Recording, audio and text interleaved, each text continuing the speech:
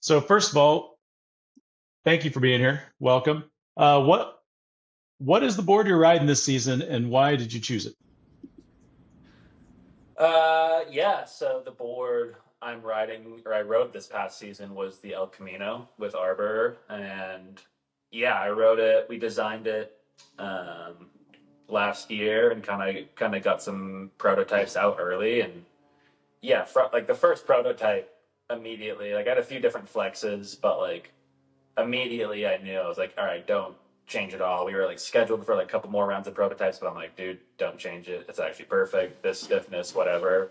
Um, but yeah, I wrote it all year, and it was like unlocking a different part of my snowboarding. Do you have any specific experiences riding this board that are like maybe particularly special moments or sketchy moments that could be kind of like highlight call outs of your time riding this board?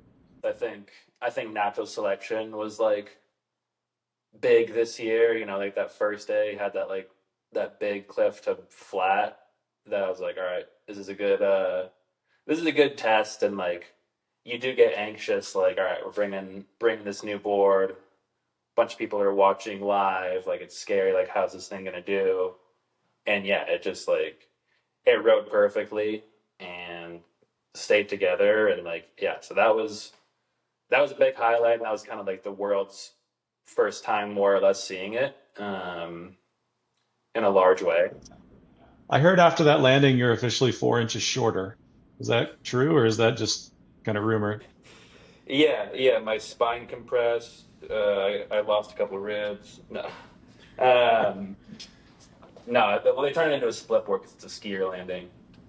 But no, and then like another one, I think, yeah, just like Alaska this year was like another like because that was a big one while we were designing it. Is like I wanted to be able to like ride the big in Alaska like more than anything. I feel like it's like I really tailored it to that, and yeah, had another good year in Alaska, and like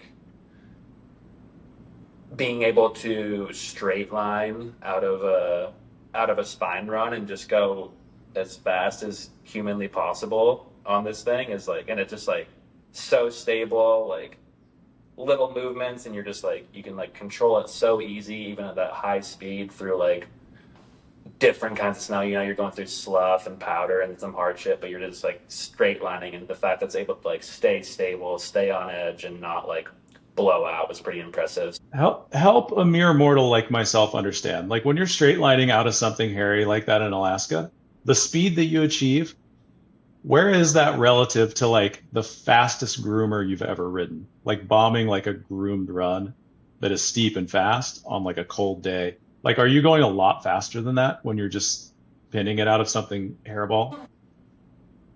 I would say, yeah. I mean, like the steepest run, yeah, it's like you're going as fast as like a steep groomed run, but also like you're getting a lot of different kinds of snow because like ideally there's powder up on the face, but then slough's moving around and then sun's hitting different aspects. So like by the time you're like actually in the flat bottom, you've gone through like 6 or 7 different textures of snow, and it's like you got to be able to adjust to all of them, and that's kind of like Yeah. why I do go straight, because like stopping like it's easier to like hang on if you're going straight, where there is if you like try and like slow down and then all of a sudden hit some shitty snow, you're gonna get whipped.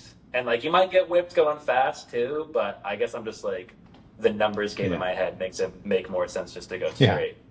And then you're Gee. like, oh, is there? You don't know if there's an avalanche or stuff behind me, so I'm always just like, as soon as I'm done and can see a clear line, it's just like, and that's like the best feeling about a snowboard, just like flying through powder, just going a million miles an hour.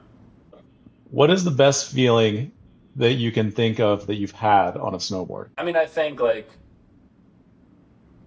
just like being with your friends in the backcountry is like obviously like the best feeling ever, and like riding away from like a trick that you wanted to land or a line you wanted to ride is always good. But I think just like going back to what we were talking about earlier, like going as fast as humanly possible on the snowboard is like one of the best feelings ever. Just like because like yeah, you don't get that much. Like it's hard to like find that area where you can like really pin it like that and have a good run out and like feel safe going 70 miles an hour or whatever it is through a powder field. So I'd go with that. Yeah, straight lining out of Alaska. It's like funner than riding the face sometimes.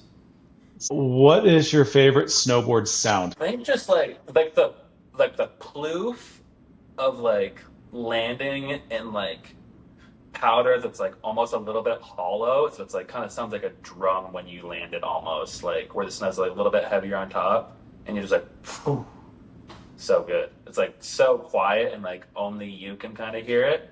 Um, yeah, I would say that. Talk us through, like, one of the pretty cool standout clips in your video part is that front three up at Baker with everybody watching and you can hear them all cheering and everything.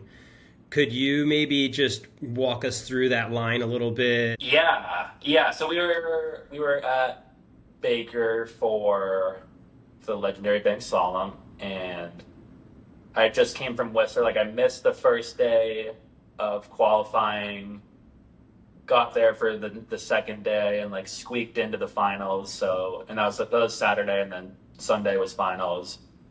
Saturday, I was with Mason Jar and Parker after the mount. We were watching Supercross actually, and we were just like, whatever, having a good time watching Supercross, and then we were just like, honestly, just like talking, like, dude, we're hitting the beach tomorrow. Like, it's the only thing on the mountain with that has powder on it, basically, because like there was a good storm that week, but everything basically got tracked, but there was still powder in the landing of the beast, and like if you've ever been to if you haven't been to Baker, the top of Cherry, you just like look left and it's just like right there. Like everyone sees it. It's where everyone pulls off their stuff to walk up and like go out to this backcountry area there, right? So like the whole chairlift can see it. Everyone at the top can see it. There's people filming other people doing other stuff, and so it's just like a very Hollywood feature. And yeah, I don't know. I was just like, I don't know what I'm gonna come. I've always wanted to hit it, and yeah. So just like before the finals that morning, I just like took laps on the arm, and yeah, hit it once and kind of overshot it and went like too far right. And then yeah, I think like once people like realize that like something's happening on it, they kind of like crowd around. So I hit it once, bailed, and I think people like knew that I was gonna go back up for it or something, because like there was just like so many people watching from the top of the chair there, and then yeah, just like by myself, and I didn't even have any. I didn't even know it was gonna get filmed. Like I saw Mason at the top of the chair because he's a yellow jacket. I'm like, yo, can you film this? Like, whatever. And then yeah, luckily Brendan Huck, Mason's filmer, was there to like actually get it with a good camera. But yeah, just rolled in, and then yeah, it's so great. You like hear like hoots, and it's like it echoes down this valley, and like some random dude like posted on Instagram, and it's like random shredder from Baker today, like unknown rider. So it's like yeah, there's like, and like then people started like DMing me their angles of it. Yeah, I don't know, it was cool, and it's like really nice to check that one off the list for sure, and then to be able to like go race Baker and party after, it was sick too. Can you kind of like take us step by step what it's like to ride into that? Yeah, you can't see any of it at the top where you drop in, and it's kind of like you're at Baker, so you can't just like tiptoe into it. Like I knew people were, I was hearing people on the way in, so I'm like, if I go slow, like I'm gonna get heckled.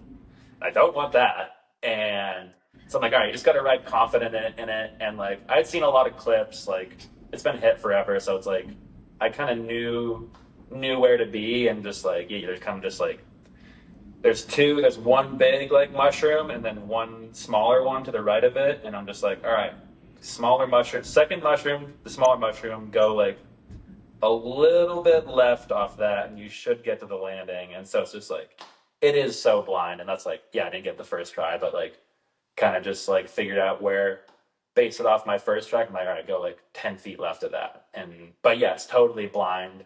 Everything rolling into it's like steep, and like, oh, and then you just like hear little kids yelling at you from across the way. So yeah, it's like a lot. And I was like, and then I landed it, and I was just like, oh, like didn't really expect that. And just, yeah, there's a bump and then rode out of it. And yeah, I don't know. It's definitely like a intimidating hit already, but then with like the crowd factor of Mount Baker, it definitely like doubles down on it.